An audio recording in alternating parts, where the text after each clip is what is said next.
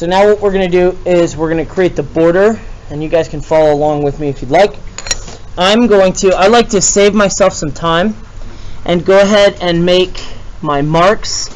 So this is 1/4 of an inch, and then I'm going to make a mark over here that is 1/4 of an inch.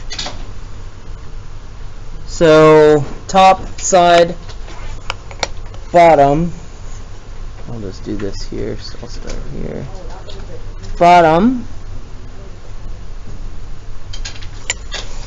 And left side over here. Just like that. Okay, so there's my dots. I like to do my horizontal lines first.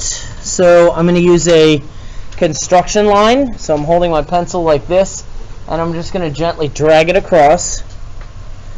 So we'll start over here in the corner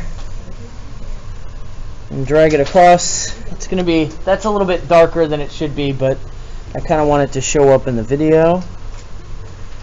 And then I'll do my horizontal line down here. This time I'm going to do it a little bit lighter than that. You can actually tell that's lighter than that is.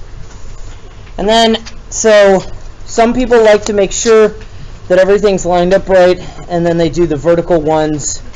So a construction line going up and down. But since I know that line's going to go from this line to this line, I'm actually going to choke up on the pencil, and I'm going to make this a darker line. You got to hold it nice and tight. You can see that mine started to come up.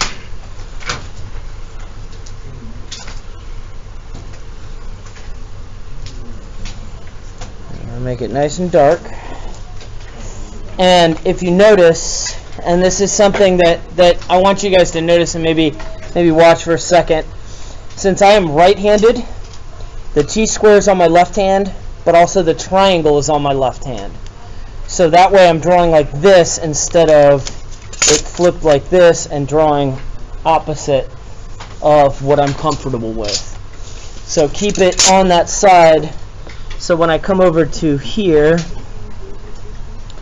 and I draw my line, I'm actually comfortable with where my hand is. And there's going to be times that you have to flip it so you're drawing on the other side, but try and limit that as much as possible. And then lastly, I'm going to come in and darken this bottom line from this spot. I'm trying to keep my head out of the camera view. That's right. Alright. And you'll see that once I'm done, these are nice and dark edge lines. And if anything, this is a good way to get started and get your mind into drawing again and paying attention to creating straight, nice, pretty lines. And there you go. There's your border. Okay?